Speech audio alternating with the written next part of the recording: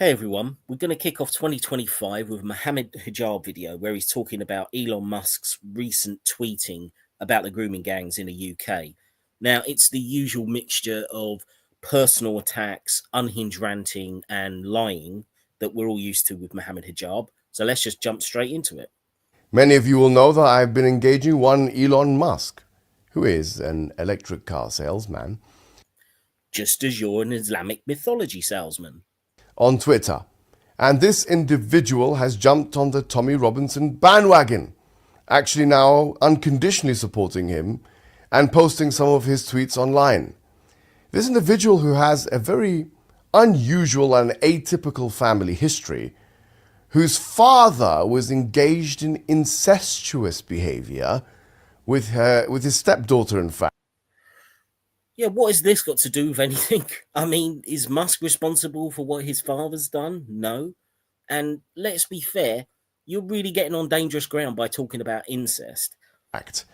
And his stepdaughter, people will not know this, Elon Musk, and this is on the record, the Business Insider has an entire article on this, actually raised his stepdaughter from the age of 4 years old. Now he's talking about grooming gangs, and now I just wonder whether Elon Musk himself has witnessed any grooming on the side of his father. Yes, on the side of his father, who's been potentially doing things. We need to ask those questions. We don't know what he's been doing. We really don't need to ask those questions because it's got nothing to do with Musk talking about grooming gangs. If you're going to start bringing in other people, we could start with your profit if we're going to talk about grooming. So again, you're kind of on dangerous ground by saying this kind of thing.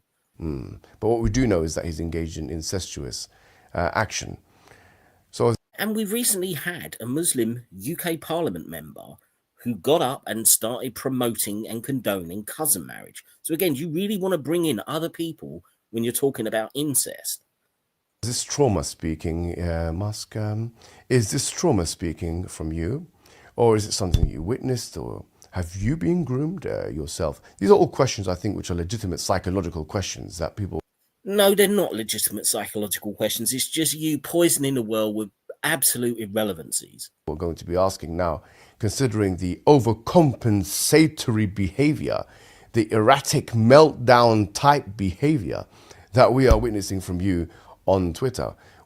I mean, it's kind of rich saying meltdown behavior. We've all seen your insane rants over and over again on various different topics. I mean, the fact that he put "fu" in a in a tweet, you're going to say that that's a meltdown. What does it make everything that you do? Where you're telling this person F you, and you're telling this other person, you're deleting your tweets sporadically, and I catch you out, and I catch you out again with your statistical errors, sociologically inept man that you are, or academically, because you're a dropout, aren't you? From my understanding, you dropped out of university. Yeah, and from what I understand, you got fired from your teacher's position or assistant teacher's position because of your, let's we say, extreme political activities. Understandable that you make mistakes like this, and I actually put that to you on a tweet, and then you deleted the initial response that you had to that right-wing newspaper. Yes, you deleted it because you realized that you were putting graphs up, or that they were putting graphs up without references. But anything to... Yeah, I'm really sure that Elon Musk pays a lot of attention to you on Twitter. Like, you're the biggest fucking dog on Twitter. You go on in this video about how delusional Musk is. Take a look in the mirror, my friend. Prove the point, anything to prove that it's Asians, yes, it's Muslims, it is Pakistanis who are to be scapegoated for all of the misery in the West and all of the failure of Western civilization, which... Well, there's nothing about failure of Western civilization or about all misery being caused by people of Asian background or Pakistani background or Muslim background. The point that's being made is that there is a disproportionately high number of people involved in these grooming gangs which come from these demographics. Now, I don't think it's anything inherently to do with being Asian or to being of Pakistani nationality, but I do think that there is quite obviously an impact from the Islamic doctrines and how they are interpreted by a significant number of Muslims in the UK. Those things are relevant. They are a factor in this, and it's important that it's highlighted. Which led to, in your understanding, the estrangement between you and your son or daughter. I don't know what it is, or she or he or they, but no problem. That's another thing. Obviously, your father is dysfunctional, your son is dysfunctional, your daughter is dysfunctional, I don't know who else is dysfunctional. I don't know if you're married or divorced, a failure of a family man, you're a Twitter junkie in 24 hours, you tweet 27 times, you're sitting there next to Donald Trump, you're tweeting 1 time, 2 times, 3 times, 4 times. You have 250 billion, yeah? And instead of going in the private jet and taking that Cybertruck milk carton body of yours and putting it under the sun to give yourself some texture, some color. Yes. I mean, bearing in mind, he's now 1/3 of the way through this video, and all he's just filled it with is personal insults. He hasn't actually got to the fucking issue yet. You're on Twitter all the time, putting your face to the screen. You're a junkie. Yes, junkie. That's why maybe you like Tommy Robinson, huh? Because he's a junkie as well. We know he's a cocaine junkie and he's a Twitter junkie, and you're a junkie like him. You're a Twitter junkie. Akhi. I'm going to call you Akhi. You are a junkie. But putting that to the side, let's take a look at the claim itself now for a second. Let's take Oh, well done. You actually realised there was supposed to be a point to this video. Good on you, Mohammed. a look at the claim for a second. The claim is that Asians and or Muslims and or Pakistanis are overrepresented in grooming cases.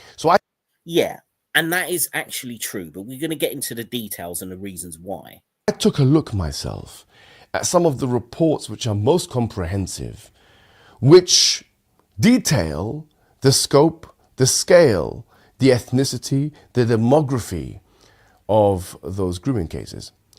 And I came across the Home Office report. I came across the CSA report.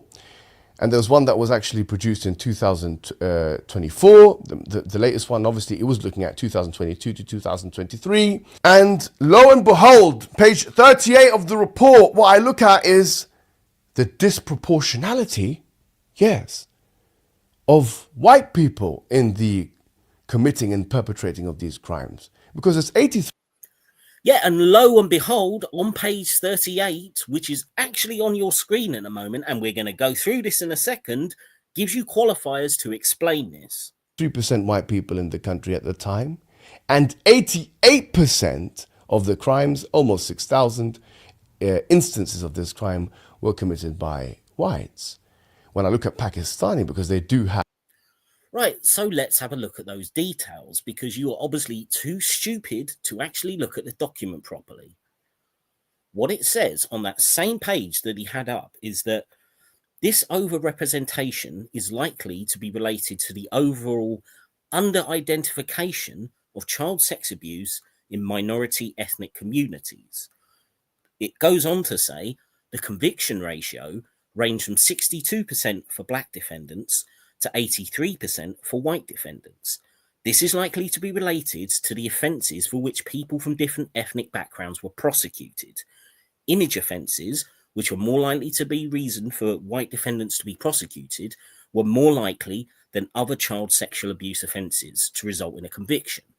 So essentially what it's saying is that you're more likely to find white people when they're involved in these kind of offences to be for things like looking at these images online, whereas other ethnic groups are more likely to be involved in the kind of things that the grooming gangs did. Therefore, this report, which is showing the entire swathe of child sexual offences, this doesn't actually help with determining anything about the grooming gangs. You have to look at all the other reports that have been done, all of which show a disproportionate, in some sense, towards people of Asian background and Pakistani Muslim background.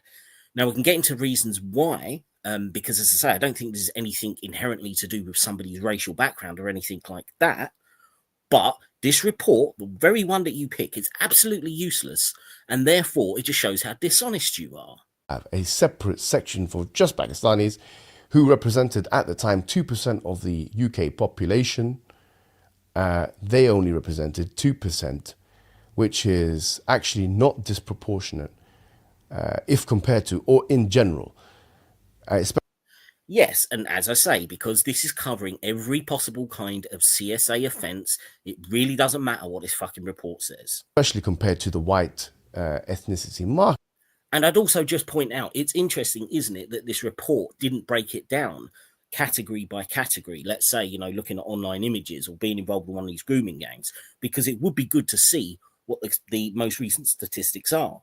But they don't include them, and you have to ask yourself why. And I think this is the problem, because it's such a sensitive issue. This is such a kind of cultural community time bomb type issue to talk about, that there's this constant effort, it seems to me, to kind of smudge the facts around grooming gangs, because people don't want to deal with the reality of it. Again, I'll get into that in more detail in a minute. When you look at Asian, it's even less than that, because and this is something which is... Well, it's not actually, even on this report, it actually says the UK population being 7% for Asians, and the offence rate is 9%. So you've actually got that wrong. But again, I'm not saying that this has got anything inherently to do with people of Asian background, because I don't think it does. The evidence doesn't point that way. It's very specifically about, in my opinion, the impact of Islamic doctrine and those who choose to follow a hardline interpretation of it. It's unusual, because you guys haven't had you guys are so stereotypical and uninformed and uncultured that you don't understand that the word Asian in these reports, it includes Indians, it includes people who are not even Muslim. This is part of the problem with these reports. And later in this year, I'm going to do a deep dive into all the reports going back over the last 15, 20 years on this, because the problem is all these terms do get conflated. There is truth to that. And this is why it's been so hard to get people to see the reality of it, because you do mix up terms like Asian, Muslim, Pakistani, etc. And obviously they are not the same thing. Yet somehow Asian has been equated with Muslim. Last time I checked, India was not Muslim majority country. Yes, there's a considerable Muslim population, but not everyone in India is a Muslim, let alone China. But maybe when you dropped out of the university or whatever thing you dropped out of, when you were in apartheid South Africa or this or that, they didn't teach you geography, they didn't teach you sociology, they didn't teach you methodology, they didn't teach you about generalizability and how you cannot take a sample group and generalize it and this and that. So you're just throwing markers around just like this. Yeah, but did they actually teach you to read the reports that you're quoting from? Because you've already fucked up on this one. But anyway, let's just address this issue in terms of mixing up kind of Asian and Muslim, etc. Out of the grooming gangs that have become, kind of infamous in the UK, you almost never see anything from, say, the Hindu community or the Sikh community. I think maybe there was like one Hindu guy in one gang or one Sikh guy, I think. Out of all of these different grooming gangs, whenever you look at the kind of names and the backgrounds, they tend to be from, and it's not just Pakistani, but many of them are from Pakistani backgrounds or from other Muslim backgrounds, whether they're from North Africa or other places. So therefore, while you have to do a lot of inference based on names and regions, stuff like that, to put it at the feet of say, Asians in general is really misleading. And this is why there's so much fudging of the details, and there's so many kind of problematic claims that get made which don't map onto reality. And this is why I'm going to go through a deep dive through all of this to try to get to some kind of more clearer truth on this, because I don't think anyone's actually done that. And because it's been spread out over so many years, no one's really comprehensively covered each report as they've gone by. I mean, this stuff goes back to like 2002, I think, when this was first kind of being mentioned. The uneducated delinquent, Tommy Robinson, who is your academic backhand. That is a shame, isn't it? That is a shame that your teacher had to be a right-wing fanatic, a right-wing uneducated person who hasn't even got, I don't even know, an A level to his name. I mean, it keeps going on about right-wing. I mean, you as an Islamist are basically the far right in the UK.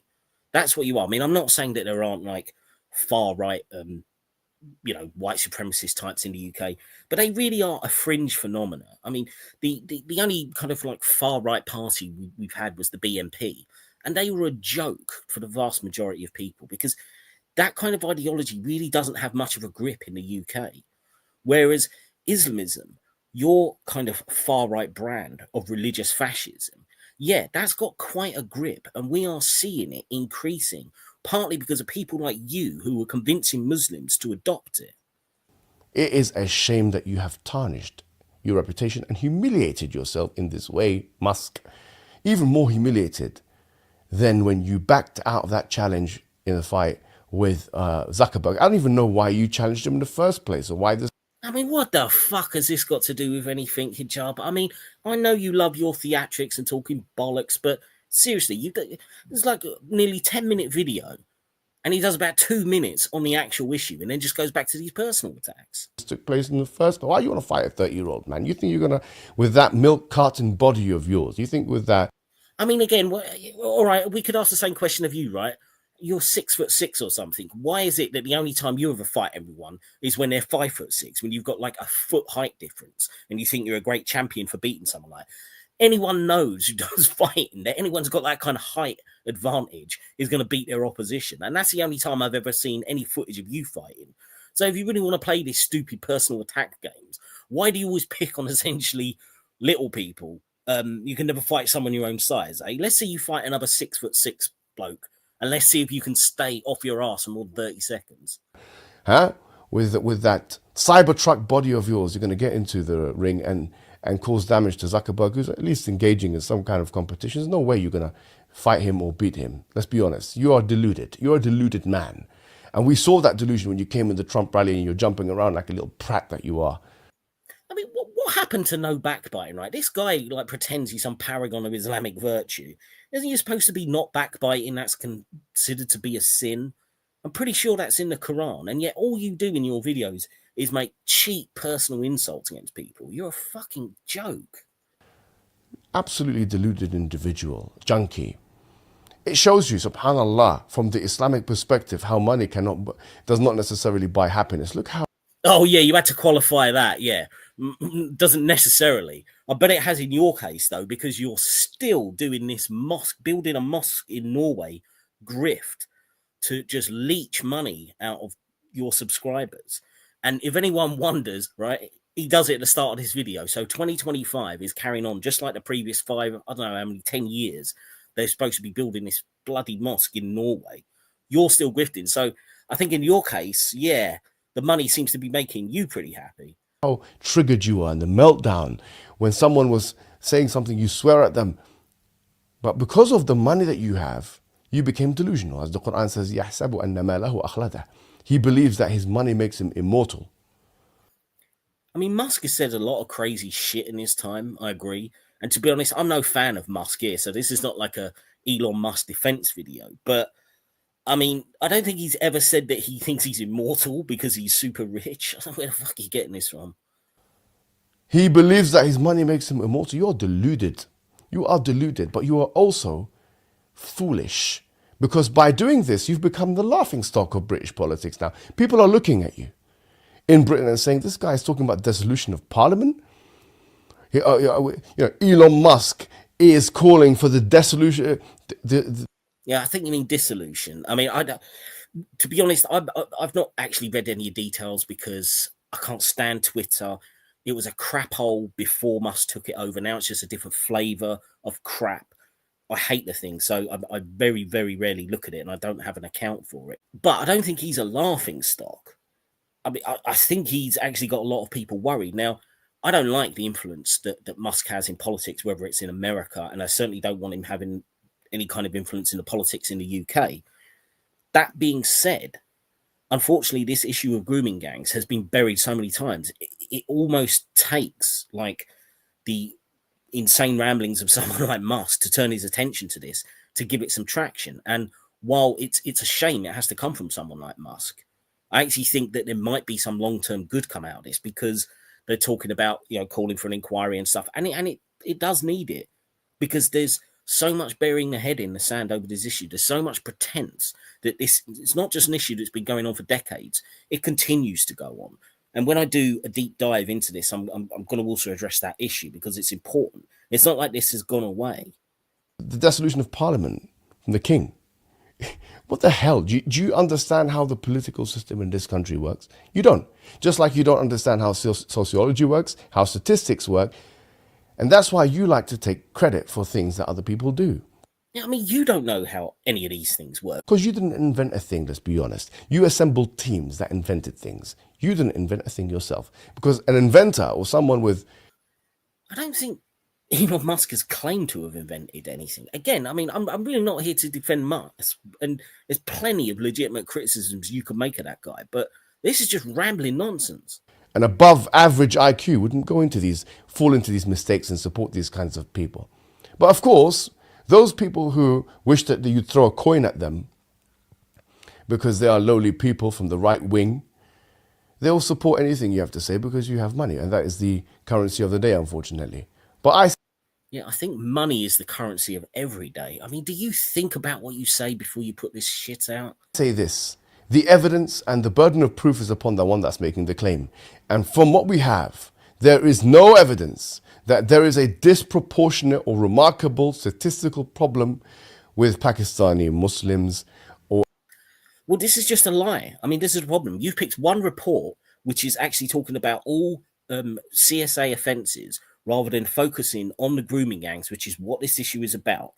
And every report, as much as the data is often patchy and there is this equation with focusing on race and stuff like that, the truth is that, yes, there is a disproportionate, and it does show in many of the reports, despite the fact that you often get fudged around. Like, for example, I think it was the Guardian newspaper came out when there was a report that came out that said, oh, the majority of these gangs are white people. And it turned out it was like the percentage was 30% white, 28% Asian. Now, obviously, when you look at the proportion per capita of the population, that's massively disproportionate in the direction of Asian. And I'm not saying, as I say, I want to emphasize this, I'm not saying that it's disproportionately an Asian problem, because it's clearly not. It's clearly specific parts of Muslim communities, especially from the Pakistani community. And again, there's always going to be a whole bunch of factors in there, but Islam and the kind of hardline Islam that's more likely amongst people from the British Pakistani community is a significant factor. I think this is part of the reason why we're seeing a disproportion, because of a mixture of the Islamic doctrines and how they're interpreted. Anything else, even Asians actually, comparative to other ethnicities in this country relating to such issue as grooming gangs, unless you wanted to specify specific towns and cities, which themselves have a higher than usual, from the national perspective, population of, for example, Pakistanis, like Rochdale and Telford and Rotherham and these places. Rochdale has an 18.5% population of Asians, for example. So, of course, that the crimes are going to be higher. But once again, if you had specified that, okay, there's an issue in these towns and blah, blah, blah, then maybe you would have had some kind of sociological case. But you don't have to do it on a town-by-town basis. That's the point. You can look at the overall numbers and say, yes, when we've seen that there are disproportionately large numbers of Muslim grooming gangs in the country, whether they be from Pakistani background or any other, it's enough to compare it to the overall population and see, is there a disproportion? And it does show. If you wanted to make a causative argument for the religion of Islam, it's not even a correlation argument. You can't even substantiate correlation. Yes, you can substantiate correlation, let alone causation.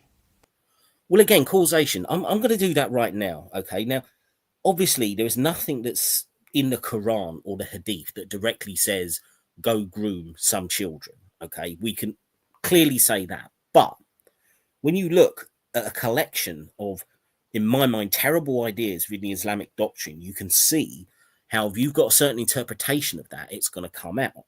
So let's take a look. If you combine, first of all, the fact that there is no lower age limit for marriage and consummation of that marriage. Okay, so basically, under the Islamic doctrine, it is completely allowable to have relations with a child. That's an extremely bad doctrine to start with. Number two, the very prophet who is supposed to be the model to follow for all time did so. Married a 6-year-old, consummated that marriage at 9. So this is a really bad start in the doctrine, because you've already opened the door to this kind of abuse. Now, number two, there's the inherent sexism that runs throughout Islam. And I don't think I need to give any specifics. I think anyone who knows even a little bit about Islamic doctrine will know there's hundreds of examples where women are treated as second-class citizens, and especially within Islamic law. Number three, there is a blatant supremacism that runs through Islam, basically saying that Muslims are the best of creatures and non-Muslims are the worst of creatures.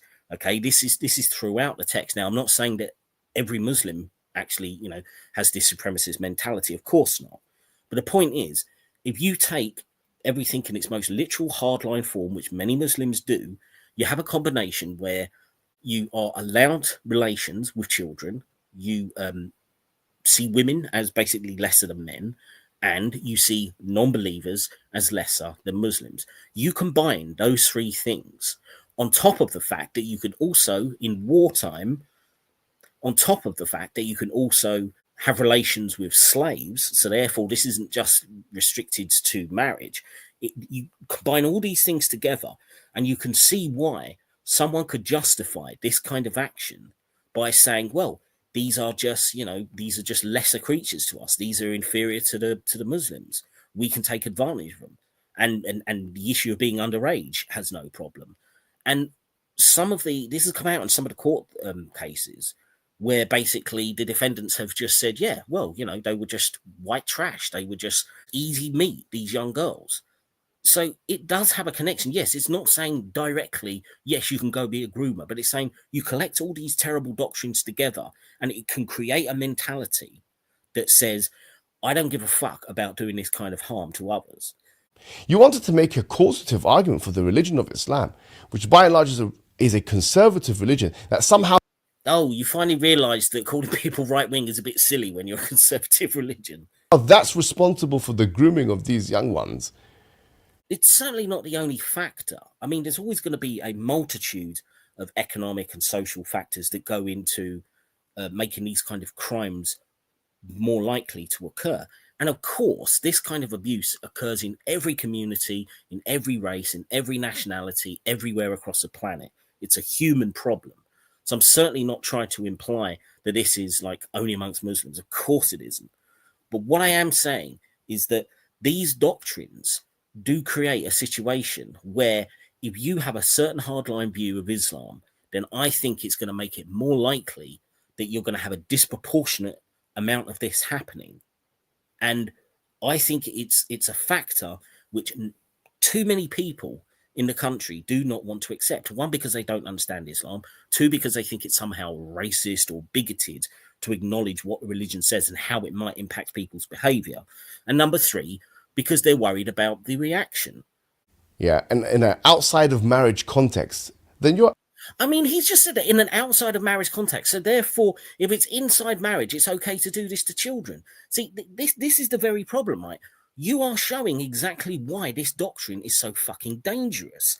Because you're already saying like, oh, well, if it was married, then it wouldn't matter if they were like 9 years old, 10 years old, and they were having these kinds of relations with men. That would be fine. So you've already taken a step in that direction. And saying that, marriage is going to somehow protect it. Well, no, there's going to be some number of Muslims who think, well, if you've already opened the door that far, why can't I open it a little further? They're only non-Muslims. They're only the disbelievers. And on top of that, I think a toxic mix of kind of racism comes into it as well, because there's constantly been reference to the victims being like, white slags and all this kind of stuff. So I think there's a toxic mix of racism has gone into the Islamic supremacism and made it even worse. But you can't deny, I don't think, if you're being rational, that some of this doctrine, if you're going to take it really seriously, opens the door part of the way and does help to explain, at least in part, the disproportionality that goes on. Absolutely out of your mind. And for you to unconditionally support those who do so means you're ignorant of religion, you're ignorant of theology, you're ignorant of politics, you're ignorant of all these things. Yeah, well, I'm not ignorant of all those things. And this is the problem for people like you, that there are plenty of people that now understand the religion and they understand the impact that it can have. Now, of course, let's just re-emphasize, I would say that the majority of Muslims are appalled by this kind of stuff in the UK. I truly believe that. I think most Muslims find this as disgusting as non-Muslims do.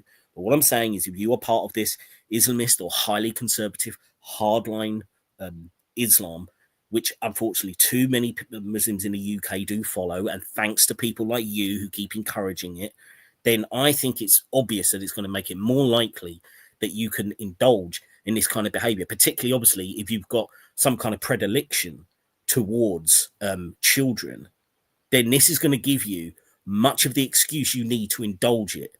And there's going to be very little consequence for you. I mean, fortunately, there have been these prosecutions, but there have been so many victims of this. We know it's only a fraction of the people who've been committing these crimes have actually paid for it. And many of these prison sentences are disturbingly low as well. So I don't think they paid nearly enough for it. And I think you should take that Cybertruck buddy and go back to the library. Wassalamu alaikum wa rahmatullahi wa barakatuh. So just the usual deranged fucking response here from Mohammed Hijab to this issue. I hope you enjoyed the video. I hope you enjoyed Mohammed Hijab, because it's been a while since, I think it's been 6 months since I've done a video on this lunatic. So yeah, I'll see you all in the next one.